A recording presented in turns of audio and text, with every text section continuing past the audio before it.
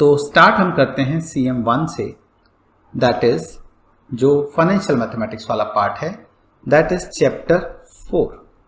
Chapter 4 is time value of money. Chapter 4 is time value of money. देखो पहले ये जान लेते हैं मनी क्या है, फिर देखेंगे हम उसकी टाइम वैल्यू क्या है। मनी क्या होता है? Money is something that can be used as medium of exchange. Money is something that can be used as medium of exchange.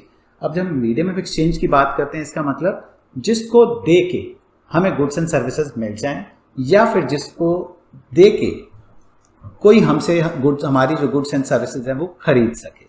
जैसे करेंसी नोट्स होते हैं, ये भी क्या है? ये भी एक मनी है। प्लास्टिक मनी यानी कि credit card, debit card, virtual money वो क्या हो गया? जैसे वॉलेट पेमेंट हो गई, पेटीएम हो गया, फोन पे हो गया, ये सब हो गया। नेट बैंकिंग से भी हम करते हैं। तो पेपर मनी भी होती है, विच इज जैसे चेक्स या पे ऑर्डर या ड्राफ्ट होते हैं, ये सब भी मनी का ही पार्ट है। ये तो हो गया मनी होती क्या है। मनी की और भी बहुत सारी डेफिनेशन है, बट हम ज़्यादा इकोनॉमिक्स के अंदर नहीं जाएंगे। तो हमें जो मनी की डेफिनेशन से मतलब है जिसको कि हम as a medium of exchange इस्तेमाल कर सकते हैं। चलिए अब आती है time value of money. Time value मतलब टाइम के साथ मनी की वैल्यू में क्या चेंज आता है। टाइम के साथ साथ मनी की वैल्यू में क्या चेंज आ सकता है। देखो अगर हम इकोनॉमिक्स के टर्म में देखें तो वो अलग डेफिनेशन हो जाएगी, बट हम अभी फाइनेंस की टर्म में बात कर रहे हैं। फाइनेंस की टर्म में अगर हम बात करें तो मैं सबसे पहले एक चीज डिस्कस करता हूं, उसके बाद हम जान पाएंगे कि मनी जो टाइम वैल्यू है होता क्या है। एक मैं आपको सिंपल सा एग्जांपल, सिंपल सा आपसे मैं अगर क्वेश्चन पूछता हूं कि मैंने एक टाइम लाइन बनाई। अब आप बोलोगे टाइम लाइन क्या होता है? एक होती है number line. Number line minus infinity से इन्फिनिटी तक लेते हैं, यानी कि ऑल रियल नंबर्स हम प्लॉट करते हैं। बट यहाँ जब हम बात कर रहे हैं डिपॉजिट की, तो हम करंट पे कराएंगे, रिवर्स में जाके, बैक टाइम में जाके तो हम कुछ कर नहीं सकते। तो जब भी हम फाइनेंस की बात करते हैं तो हम नंबर लाइन की बजाय टाइम लाइन लेके चलते हैं। टाइम लाइन जो कि 0 से स्टार्ट होती है, और अगर 5 साल है तो 5 तक हो जाएगा, 1 ईयर है तो 1 हो जाएगा, कुछ भी हो सकता है इसमें। चलिए मान लो मैंने एक टाइम लाइन ली जिसमें 0 को मैं नाउ मान रहा हूं, 1 जो है मैं आफ्टर 1 ईयर मान रहा हूं, 1 को मैं आफ्टर 1 ईयर मान रहा हूं। ठीक। अब मेरा क्वेश्चन है एक आपसे, मैंने आपको 10,000 रुपये देने हैं। मैंने आपको 10,000 रुपये देने हैं। मैंने कहा 10,000 आज ले लो या 10,000 एक साल बाद ले लेना। 10,000 आज ले लो या 10,000 एक साल के बाद ले लेना। आपका क्या जवाब होना चाहिए? बीइंग अ रैशनल पर्सन, आपका क्या जवाब होना चाहिए? देखो शर्मो शर्मी में आप कह सकते हो कोई बात नहीं, आपके पास पड़े हैं, हमारे पास पड़े हैं, बात एक ही है। नहीं, आप रैशनल थिंकिंग की बात करो। आप क्या सोचते हो कि अभी मिल जाएं या एक साल बाद मिले? यस।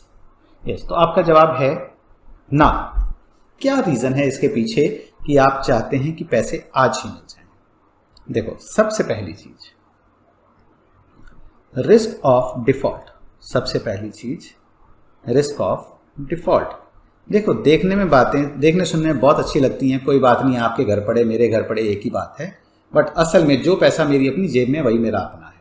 किसी के पास पड़ा है, एक कभी भी नीयत उसकी खराब हो सकती है। उसकी नीयत ना खराब हुई, भगवान की नज़र खराब होगी तो भी मेरे पैसे तो गए। सो रिस्क ऑफ डिफॉल्ट जो है एक रीज़न है कि अभी तो मिल रहे हैं, हो सकता है एक साल के बाद ये पैसे ना मिले तो फिर क्या होगा। तो इसलिए आप चाहते हो अभी मिल जाएं, तो इसके रिजल्ट भी क्या है? नाउ। दूसरी चीज, आप कहते हैं इन्फ्लेशन तो है। इन्फ्लेशन का मतलब होता है जब चीजों की कीमतें बढ़ रही होती हैं, प्राइसेस बढ़ रहे होते हैं। अब इन्फ्लेशन की वजह से आपको लगता है कि एक साल बाद जितने पैसे मेरे पास 10,000 अगर आज मिलते हैं तो उससे जितना सामान आएगा, एक साल बाद उतना तो नहीं आएगा। ये तो ऑब्वियस है, ठीक है ना? क्यों? क्योंकि कीमतें बढ़ चुकी होंगी। तो आप कहते हो यार कि मैं सिर्फ जरा सा अच्छा बनने के चक्कर में क्यों मैं अपना नुकसान करूं कि एक आज ही सामान ले लेते हैं ना। तो फिर आपने बोला जी नाउ, मतलब आपके सबकॉन्शियस माइंड में ये सब बातें चल रही हैं जिसकी वजह से आपने बोला था नाउ। तीसरा आता है सेक्रीफाइस ऑफ सेटिस्फेक्शन। तीसरा आता है सेक्रीफाइस ऑफ सेटिस्फेक्शन। देखो, कभी भी हम कोई गुड्स एंड सर्विसेज खरीदते हैं, कोई भी हम गुड्स एंड सर्विसेज खरीदते हैं तो हमें क्या मिलता है? हमें उससे मिलती है, हम उसको कंज्यूम करते हैं, कंज्यूम करते हैं तो हमें उससे मिलती है सेटिस्फेक्शन। ठीक है, कंज्यूम करते हैं तो हमें उससे मिलती है सेटिस्फेक्शन। अब जब मुझे सेटिस्फेक्शन का लेवल सेम ही रहना है, आज भी 10,000 रुपये में जितना मेरा सामान आएगा, अगर मान लो इन्फ्लेशन नहीं भी है और 1 साल बाद भी उतना ही सामान आएगा, तो आप क्या कहोगे? आप कहोगे आज ही मिल जाए तो ज़्यादा अच्छा है। अब जैसे मान लो मैं ये कहूँ, लॉकडाउन ख़त्म हो चुका है, ठीक है, आप 1.5 साल से, मतलब ऑलमोस्ट 1.5 साल से ऊपर हो चुका है, आप घर पे बैठे बैठे पक चुके हैं, आप घर वालों के पीछे पड़े हुए हैं जी, कहीं घुमाने ले चलो, कहीं घुमाने ले चलो। पापा ने बोला बेटा अगर इस साल चलना है हम चलते हैं नैनीताल, 1 साल बाद चलोगे तो हम शिमला ले चलेंगे। आज चलना है नैनीताल, 1 साल बाद चलोगे तो शिमला ले चलेंगे। जवाब क्या होगा? आज ही ले चलो ना। क्यों? शिमला और नैनीताल में क्या फर्क पड़ जाएगा? यानी कि सेटिस्फेक्शन का लेवल तो वही का वही रहना है, तो मैं क्यों इंतजार करूं 1 साल के लिए?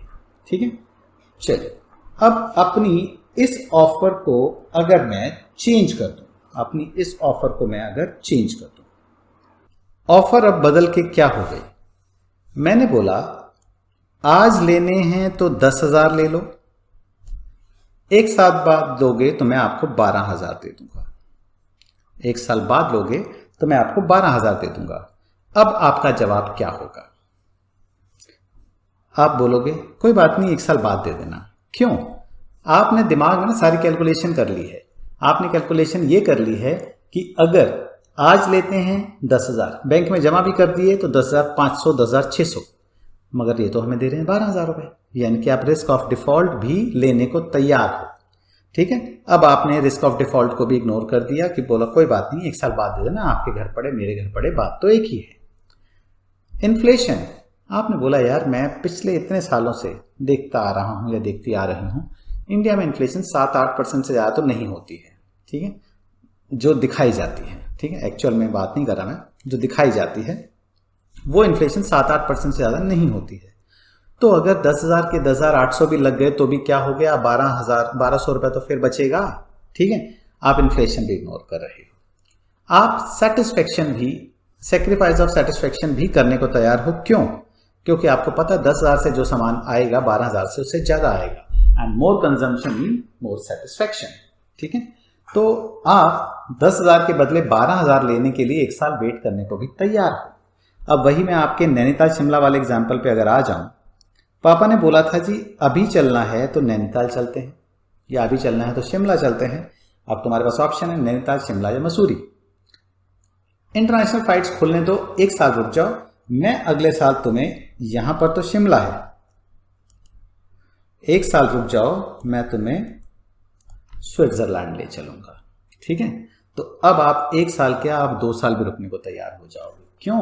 क्योंकि सेटिस्फेक्शन के लेवल में इतना ज़्यादा डिफरेंस है कि आप उस चीज़ के लिए टाइम का सेक्रीफाइस भी करने को तैयार, अपनी satisfaction, current level of satisfaction को भी सेक्रीफाइस करने को तैयार हो जाते हो। ठीक है, अब हम जब बोलते हैं किसी भी चीज़ की कंजम्पशन से हमें क्या मिलता है, मैंने बोला सेटिस्फेक्शन मिलती है। अगर सिर्फ उस चीज़ को कंज्यूम करने से सिर्फ हमारी जो यूज़ है उसका, सिर्फ यूज़ की बात करें ना, तो कोई भी अगर हम बात करें मुझे भूख मिटानी है, ठीक है, मेरी हंगर जो है उसको फुलफिल करना है, तो कोई भी सिर्फ हंगर फुलफिल करना ही अगर सेटिस्फेक्शन का क्राइटेरिया होता तो कोई भी बंदा ना 5 स्टार में जाकर डिनर ना कर रहा होता। ठीक है, क्योंकि रोड साइड ईटरीज, छोटे रेस्टोरेंट्स, ढाबा कुछ भी होते हैं, वहां पर आपको ज़्यादा फ्रेश फूड और ज़्यादा सस्ता फूड मिल जाएगा, मगर फिर भी लोग जो है ना 2,500 रुपये दे के या 4,000 रुपये दे के मारा के अंदर बुफे के लिए जाते हैं। ठीक है, दूसरी चीज, अगर सिर्फ यूज को देखा जाए सेटिस्फेक्शन का क्राइटेरिया, तो कोई भी बंदा एप्पल का फोन ना लेता, क्योंकि एप्पल के फोन के कंपैरिजन में अगर आप कोई भी ठीक ठाक रेंज वाला 25-30 हज़ार वाला फोन ले लेते हैं, सारे के सारे फीचर्स ऑलमोस्ट उसके अंदर मिल जाएंगे और फोटो तो मुझे लगता है क्योंकि जितने फिल्टर ये चाइनीज फ़ोन यूज़ करते हैं ना, तो फोटो तो उसमें एप्पल के आईफोन से भी ज़्यादा अच्छी आती होगी। ठीक है, ज़्यादातर जो बच्चे होते हैं कहीं वो यही बोलते हैं एप्पल के फ़ोन में फ़ोटो अच्छी नहीं आती। क्यों? क्योंकि वो आपकी ना असली चेहरा दिखा देता है, इसलिए लोगों को ना थोड़ा पसंद नहीं आता है। तीसरा, अगर टाइम देखना ही एक सेटिस्फेक्शन का एक यूटिलिटी होती घड़ी की, तो कोई भी रोलेक्स तो ना लेता। ठीक है, 200 रुपये वाली घड़ी भी वही टाइम दिखाती। किसी ने पूछा था कि यार तुम जो है 2 लाख वाली घड़ी पहनते हो, तो घड़ी तो 200 वाली भी आप सही टाइम दिखा देती है, तो क्यों आप 2 लाख वाली घड़ी पहनते हो? तो उसका जवाब ये था, 200 वाली घड़ी ना टाइम सही दिखाती है, मैं मानता हूं, पर जो 2 लाख वाली घड़ी है ना, वो मेरा सही टाइम दिखाती है। 2 लाख वाली जो घड़ी है वो ये बताती है कि मेरा टाइम सही चल रहा है। सो हम जब यूटिलिटी की बात करते हैं, सेटिस्फेक्शन की बात करते हैं, तो सिर्फ हम उस चीज का यूज नहीं देखते, हम उसमें अपने ना पर्सनल प्रेफरेंसेस को भी जोड़ देते हैं। तो मैंने बात आपसे ये की थी, ये हम थोड़ा सा ट्रैक से डाइवर्ट हो गए। मैंने बात ये की थी कि 10,000 के बदले में आप 12,000 के लिए 1 साल वेट करने को तैयार हो। इसका मतलब 1 साल के अंदर जो आपकी मनी की वैल्यू में इंक्रीज आ रहा है, वो कितना आ रहा है? 2,000 रुपए का। तो ये जो 2,000 है ना, this is the time value of money. This is the time value of money. ठीक है, मैंने ये तो नहीं कहा इस टेबल पे 10,000 रखें, इस टेबल पे 12,000 रखें, जो उठाने उठा लो। तो फिर अगर आप 10,000 उठाते हो फिर तो अभी, ठीक है, मैंने आपको बोला 1 साल वेट करो, तो मैं 10,000 के बदले तुम्हें 12,000 देने को तैयार हो जाऊंगा। ठीक है, चलिए, एक लेमैन की टर्म में, ये तो हमने टेक्निकल डेफिनेशन इसकी यूज की, टाइम वैल्यू ऑफ मनी। एक लेमैन की टर्म में जो टाइम वैल्यू ऑफ मनी होती है, इसको हम कहते हैं इंटरेस्ट। इसको हम कहते हैं इंटरेस्ट, या हिंदी में आप बोलते हैं ब्याज।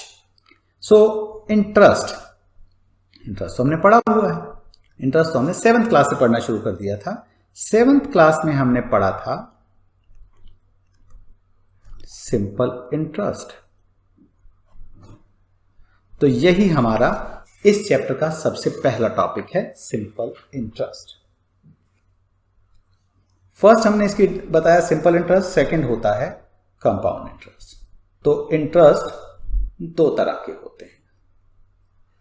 अब पहली बात यह आती है, कोई इंटरेस्ट देगा क्यों? कोई भी इंटरेस्ट देगा क्यों? तो क्यों आपने, अगर मान लो मैंने कहा मैं आपसे 10,000 रुपये ले रहा हूं, 1 साल बाद मेरे से 11,000 ले लेना, क्यों दे रहा हूं? बहुत अच्छे लगते हैं आप मुझे इसलिए 11,000 दे रहा हूं? नहीं, मैं आपके पैसे को इस्तेमाल कर रहा हूं, इसलिए 10,000 के बदले में 11,000 दे रहा हूं। आप बैंक से लोन लेते हो, ठीक है, आप बैंक का पैसा इस्तेमाल करते हो। आप किसी का घर किराए पे लेते हो, उसके घर को इस्तेमाल करते हो। तो जो भी आप किसी को, किसी की चीज को इस्तेमाल करने में के बदले में कंपनसेशन देते हो, वो उसका रिवॉर्ड है। तो इंटरेस्ट भी क्या हुआ? Interest is a reward. Interest is a reward paid by borrower of the money to the lender of the money. यानी कि एक बोरर जो है, लेंडर को उसके पैसे लेने के बदले में जो कंपनसेट करता है, दैट इज कॉल्ड इंटरेस्ट। अब जैसे मान लो मैंने हाउसिंग लोन लिया, पहले मैंने बैंक से लोन लिया, पर्सनल लोन। तो बैंक कौन है? बैंक लेंडर है, मैं बोरर हूं, मैं उसको इंटरेस्ट पे करूंगा। ठीक है, जो भी परसेंटेज होता है 7-8% वो दूंगा। मैंने हाउसिंग लोन लिया तो मैं बोरर हो गया, हाउसिंग फाइनेंस कंपनी लेंडर हो गई, जो भी 6.9 या 7% के आसपास इंटरेस्ट होता है मैं पे करूंगा। ठीक है, कुछ ऐसे केसेस भी होते हैं जिसमें बैंक जो होता है ना, बोरर की तरह काम करता है। बैंक जो है बोरर की तरह काम करता है एंड हम जो है लेंडर हो जाते हैं। अब आप सोचो कि हम भी बैंक को पैसा उधार देते हैं। हाँ, जब आप बैंक में एफडी करते हो तो बैंक आपको उसके बदले में इंटरेस्ट देता है। क्यों? आपने अपना पैसा उठा के बैंक को दे दिया, तो बैंक बोरर हो गया और आप क्या हो गए? लेंडर हो गए। बैंक आपको कोई बॉन्ड इशू करता है। अब बॉन्ड क्या होता है, वैसे हम पूरा डिटेल में पढ़ेंगे बॉन्ड्स को, पूरा चैप्टर है हमारा इसके ऊपर। यहां हम बात कर रहे हैं बॉन्ड क्या होता है। यहां हम बात कर रहे हैं बॉन्ड्स में कि जब एक गवर्नमेंट को पैसा चाहिए होता है, अब ये मत बोलना गवर्नमेंट को पैसा चाहिए तो गवर्नमेंट तो नोट छाप ले, मशीन तो घर की है। ठीक है, ऐसा नहीं होता है। ये फिर हम इकोनॉमिक्स में घुस जाएंगे अगर इसको मैं एक्सप्लेन करने आया। गवर्नमेंट को जब भी पैसा चाहिए होता है वो आरबीआई को बोलता है, आरबीआई जो है पब्लिक को बॉन्ड्स इशू करता है। बॉन्ड्स का मतलब होता है कि एक आपको सर्टिफिकेट दे दिया जाता है जिसमें कि आपको बोला जाता है कि आप इतने पैसे दो, हम आपको हर साल इतना इंटरेस्ट पे करेंगे और इतने टाइम के बाद आपके पैसे वापस कर देंगे। गवर्नमेंट के पास जब टैक्स कलेक्शन से पैसा आता रहता है, उसके बाद वो 4-5 साल तक जो पैसा बचता है उससे वो अपनी जो बॉन्ड्स हैं उसको रिडम्पशन यानी कि पैसा पब्लिक का वापस कर देते हैं। तो जब बॉन्ड इशू किए आरबीआई ने, बॉन्ड इशू किए आरबीआई ने, तो आरबीआई कौन हो गया? बोरोअर हो गया। ठीक है, आपने पैसे बॉन्ड्स खरीदे हैं, आपने आरबीआई को पैसा दिया, उसके बदले में आरबीआई आपको इंटरेस्ट देगा, तो आप तो बहुत बड़े आदमी हो गए। आप बोलते हो हम तो ना रिजर्व बैंक को भी पैसा उधार देते हैं। कभी अगर कल को जैसे रेगुलर बेसिस पे हमें फ़ोन आते रहते हैं, कॉल आते रहते हैं कि हाँ जी सर आपको लोन चाहिए, तो आप क्या जवाब दे सकते हैं? आप ये कह सकते हैं आप हमें लोन दोगे, हम तो रिजर्व बैंक को भी लोन देते हैं। ठीक है, सो जब भी आप कोई बॉन्ड्स खरीदते हैं, गवर्नमेंट ऑफ इंडिया के बॉन्ड्स खरीदते हैं, तो इसका मतलब है कि आप गवर्नमेंट ऑफ इंडिया यानी कि आरबीआई को लोन दे रहे होते हैं।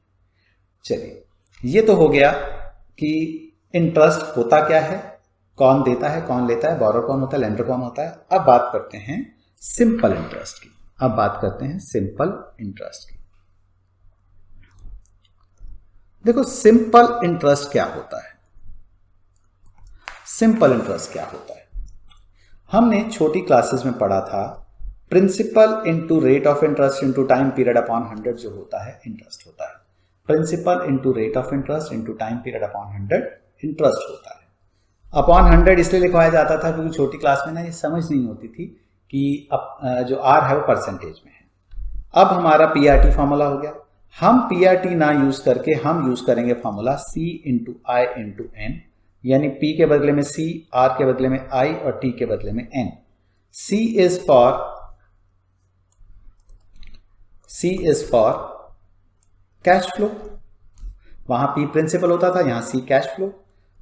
वहां पर R रेट ऑफ इंटरेस्ट होता था, यहां पर I को हमने इंटरेस्ट रेट बोल दिया। ठीक है, T टाइम पीरियड होता था, यहां पर हमारा N number of time periods हो गए, हमारा नंबर ऑफ टाइम पीरियड्स हो गया। अब आप बोलोगे अच्छा भला एक तरीका था तो जरूरी क्या थी ये नई नोटेशन बनाने का? हमारे स्टडी मटेरियल में जो नोटेशंस हैं हमें उन्हीं नोटेशंस को फॉलो करते हुए क्वेश्चंस करने होंगे। ठीक है, तो इसलिए हम जो प्रीवियस नोटेशंस हैं उसको दिमाग से निकाल दो, मेथड तो ध्यान रखो बट नोटेशंस को हम भूल जाते हैं। चलिए,